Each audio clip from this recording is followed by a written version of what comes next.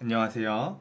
문헌의 계사입니다. 오늘은 회계학으로 바라보는 레버리지 투자에 대해 말씀드리려고 합니다. 먼저 레버리지가 뭔지에 대해 설명드리겠습니다. 사전적 의미로 레버리지는 지렛대라는 뜻이며 경제용어로 사용되는 레버리지는 남의 돈을 빌려서 하는 투자를 의미합니다. 100원짜리 물건을 사고 싶은데 나는 20원밖에 없으면 이 100원짜리 물건을 살 수 없을까요? 아닙니다. 신용사회에서는 남에게 80원을 빌린다면 나의 20원과 빌린 80원을 가지고 100원짜리 물건을 살 수 있어요. 이처럼 적은 돈으로도 더 큰 금액의 투자를 하는 것을 적은 힘으로도 무거운 것을 드는 지렛대 효과에 비유하여 레버리지 투자라는 용어로 많이 사용합니다. 기존 우리나라 사람들의 인식에서 부채, 즉 빚은 죄악처럼 여겨져 왔습니다. 부채는 가능하면 만들어서는 안 되고 혹시 빌리더라도 바로 갚아야 된다. 빚이 있는 사람은 일단 거르고 봐야 한다. 이런 인식들이 있었죠. 하지만 사람들의 지식이 쌓이고 금융에 대한 이해도가 높아지면서 부채가 무조건 안 좋은 것만은 아니다는 사실을 깨달았습니다. 부채를 어떻게 사용하는가에 따라서 자산 가격 상승기에 부를 증대시킬 수 있는 좋은 방법이라는 사실을 깨달았고 부의 추월 차선에 올라탈 수 있는 사다리로서의 역할도 할 수 있다는 사실을 깨달았습니다. 이제는 그것을 뛰어넘어서 부채가 많다는 것이 그 사람의 능력이 많다는 지표로도 인식되고 있습니다. 은행이 아무한테나 돈을 빌려주지 않는다는 사실을 깨닫고요. 그러면서 사람들의 레버리지 투자, 즉 B2에 대한 관심이 올라갔습니다. 저는 이 B2라는 사회 현상에 대해서 왜 사람들이 열광하는지 회계학적인 관점에서 이론을 설명드리려고 합니다. 회계학 배울 때 제일 먼저 배우는 절대 불변의 공식이 있죠. 자산은 부채 더하기 자본이다.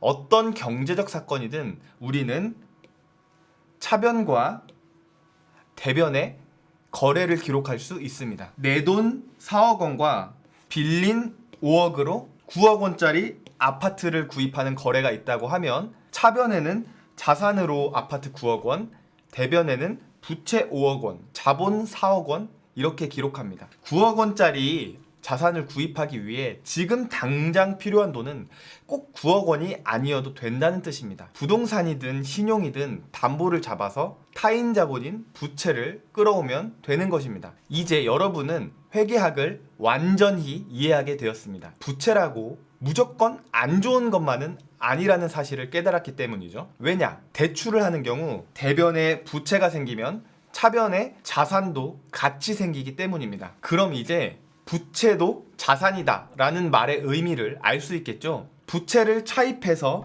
자산을 사면 부채와 자산이 동시에 잡히게 되는 것입니다. 자산을 구입하기 위해 부족한 자금을 조달할 수 있다는 기회를 마련해 주기도 하고요. 그럼 빚은 언제 갚냐?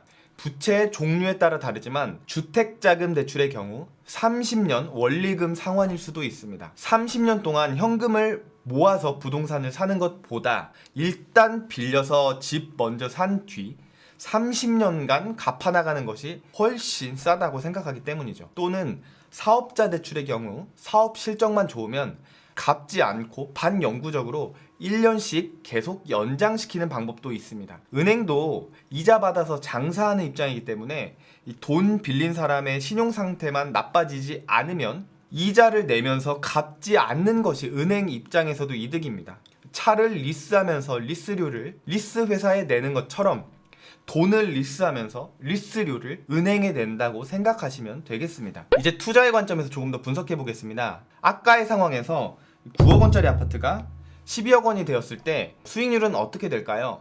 논의의 단순화를 위해서 양도소득세나 취득세 등 세금 효과와 이자 비용은 제외하고 비교해 보겠습니다. 이익을 총자산으로 나눈 값인 ROA로 계산하면 9억 원짜리 자산이 12억 원이 되었기 때문에 이익 3억 나누기 기초자산 9억을 하면 33.3%의 수익률이 나옵니다. 하지만 이익을 순자산으로 나눈 값인 ROE로 계산해보면 아파트를 12억에 팔아서 5억의 부채를 갚고 나면 7억 원이 남습니다. 내 돈 4억 원을 투자해서 3억 원을 벌었기 때문에 이익 3억 나누기 순투자액 4억을 하면 75%의 수익률이 나옵니다. 자산 가격이 상승하는 상황에서는 레버리지 비율을 높일수록, 즉 부채 비율이 높아질수록 수익률이 높아지게 됩니다. 그럼 레버리지 투자가 어느 상황이든 무조건 유리한 것일까요? 제가 B2를 장려하기 위해 이 영상을 찍고 있는 것일까요?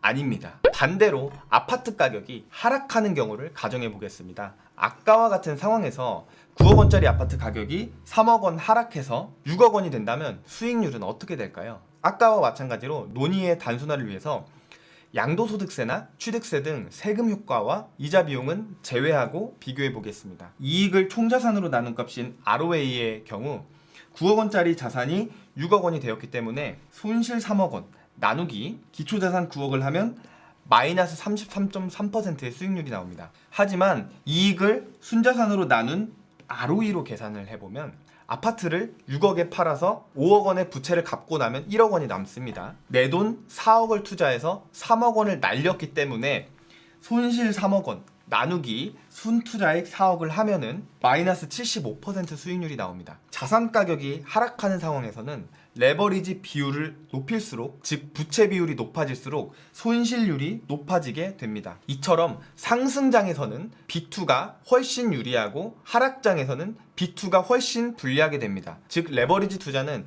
자산이 상승하는 상황에서는 더욱더 높은 수익률을, 자산이 하락하는 상황에서는 더욱더 높은 손실률을 가져오기 때문에 변동성이 더욱 커지고 하이 리스크, 하이 리턴의 투자 형태가 되게 됩니다. 자, 여기에서 B2를 조금 더 응용해 보겠습니다.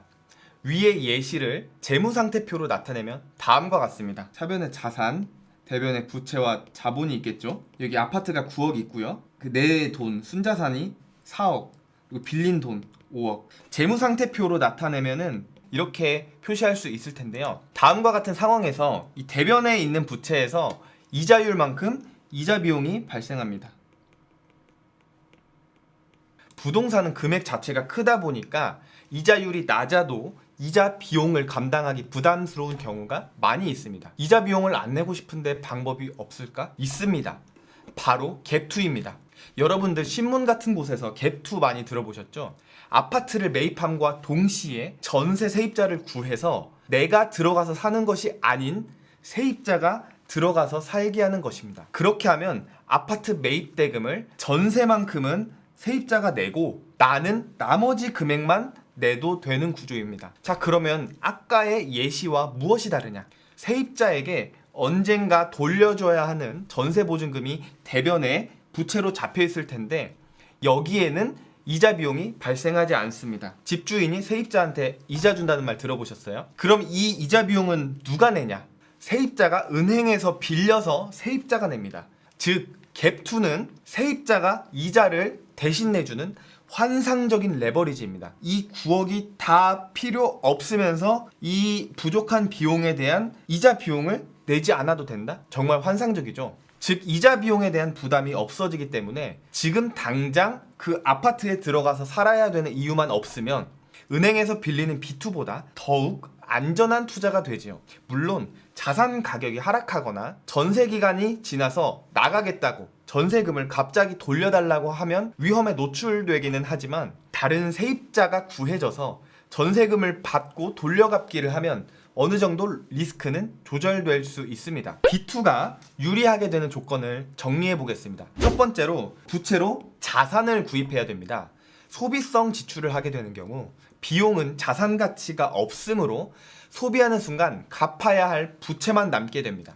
두 번째로 가치가 증가하는 자산을 구입해야 합니다. 예를 들면 자동차는 감가상각의 대상이기 때문에 시간이 지나면 무조건 가치가 떨어집니다. 따라서 시간이 지남에 따라 가치가 증가할 수도 있는 자산인 부동산이나 주식 등을 사는 것입니다. 세 번째로 자산 가격이 상승해야 합니다. 시간이 지나면서 자산 가치가 증가할 수도 있는 부동산이나 주식을 구입했다고 하더라도 모든 부동산이나 모든 주식의 가치가 상승하는 것은 아니에요. 해당 부동산이나 주식의 가치가 떨어지거나 거시적인 경제 상황이 안 좋아져서 가격이 오히려 하락할 수도 있습니다. 즉 결과론적으로 상승장이어야 합니다. 이렇게 변동성이 커진다는 사실을 알면서도 비투를 하는 사람은 투자하는 자산의 가격이 상승할 확률이 높다고 생각했기 때문에 상승의 몇 배로 베팅한 것이죠. 하지만 모든 사람이 변동성을 즐기기 때문에, 야수이기 때문에 비투를 하는 것일까요? 전부 그렇지만은 않습니다. 자기 자본만으로는 금액이 부족해서 자산을 구입할 수 없는 경우에 어쩔 수 없이 비투를 하게 되는 것이죠. 가장 대표적인 예시는 부동산입니다. 부동산은 특히 요즘 가격이 많이 올랐다고는 하지만 원래도 그 자체로 부동산 가격 하락기에도 원래 비싼 자산입니다. 몇 달 월급 모은다고 100% 현금으로 바로 살 수 있는 성격의 자산은 아닙니다.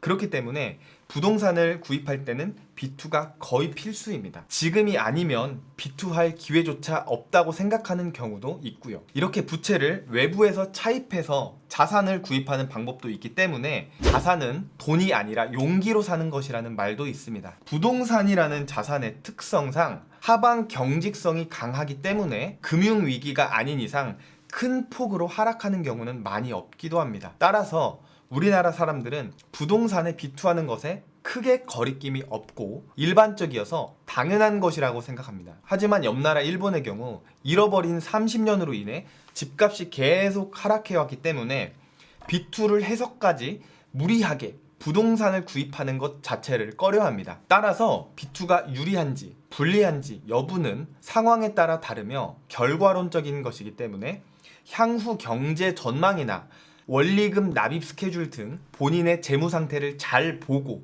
레버리지 비율을 조절해서 투자해야 할 것입니다. 오늘은 일상생활에서 흔히 보이는 사건을 회계학적인 관점에서 들여다보았습니다. 비투를 부추기는 영상은 절대 아니며 비투를 하면 안 된다는 영상 또한 아닙니다. 레버리지 투자, 비투는 과연 옳은가? 결과론적으로 자산 가격이 하락하는 경우에는 위험할 수 있으니 부채 비율을 조절해가면서 비투를 하는 것은 상황에 따라서 때로는 좋은 투자 방법이 될 수도 있습니다. 시청해주셔서 감사합니다.